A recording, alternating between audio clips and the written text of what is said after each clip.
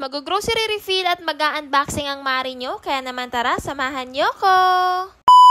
Nakakahiligan ko na nga talaga mag-grocery mga mare, paano ba naman kasi napakamura talaga sa Dali. And this time nga nung pagbalik namin, yung mga hindi ko nakuha nung una namin punta ay kinuha ko nga ngayon. Syempre, kailangan natin tikman. Pag bago, gano'n naman, di ba? Pag bago, tinitikman. Huy!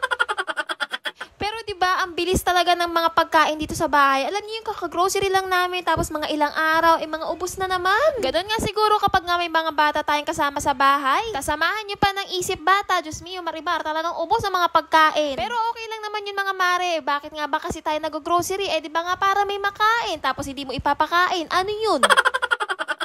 Sisimulan ko na nga mag-refill mga mare. So ito nga kung nakikita nyo, may mga laman pa naman. Kaso nga pinagtataka ko kung bakit itong monde na to nag-iisa na lang tapos yung balat hindi pa itapon. Tapos nga inayos-ayos ko na nga din itong pagkakaano kasi medyo nagulo. Feeling ko nahalukay nga ito ng mga anak ko kasi nga abot na nga nila itong cabinet na ito. May mga nagko-comment kung saan ko nga daw ba nabili itong food organizer ko. Oo, kasi nga daw maganda, 'di ba? Aesthetic ngang tingnan. Sa Shopee ko nga lang nabili yan mga mare at alam nyo ba kapag binili nyo yan, na syempre hindi nyo yan agad-agad makukuha ng buo. Oo, syempre paghihirapan nyo muna bago nyo mabuo. Syempre aayusin nyo, i-assemble nyo, ganun. Kaya nga kung gusto nyo nga rin yan, ilalagay ko nga sa comment section ang link para naman mag-order na din kayo. Nilagay ko na nga pala ang iba dito sa ref at alam ko na napapansin nyo na puro tubig ang laman. Diyos mio, Marimar, okay lang ko kaya mapupuno ang laman yan. Para naman nga makapag-ref refill naman, hindi puro itong organizer na lang ang nilalagyan ko. So ito na nga mga marino, after ko nga silang ma-organize ay pumasok nga ako dito sa kwarto kasi meron nga ako ulit na-receive na parcel. Linggo-linggo na lang talaga ako nakakatanggap ng parcel. Sino ba kasi nag-order? Huy, ako pala.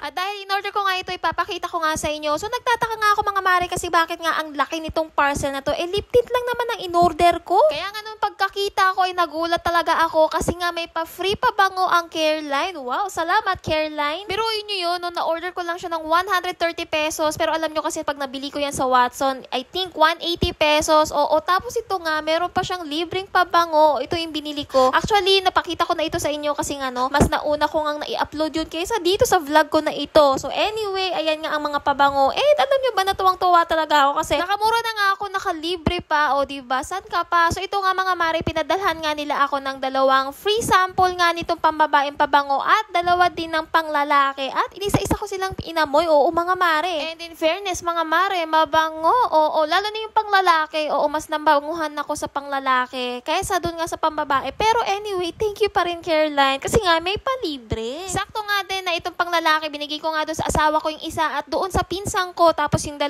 naman, binigay ko sa mama ko. Syempre, ang dami ko na kasi pabango mga mare. Ito nga yung na-order ko na lip tint. Yan ang exclusive. Oo. Medyo darker ang shade niyan kaysa sa nauna kong na-order na VIP. Ayan. So, syempre, kailangan nating itry yan para naman makita ninyo, no, kung gaano talaga kapakak sa labi niyan. So, Stain With Me pala yan ha, from Careline. At alam nyo ba kung ano ang nagustuhan ko dito sa lip tint na to? Kasi nga, non-drying at mayroon pang moisturizer yan o kaya naman yung labi natin, no, kapag ginamit natin yan ay hindi mamamalat at hindi magdadry. So, ayan na nga ang shade, o diba, ang ganda pak. So, ayan nga na for today's video.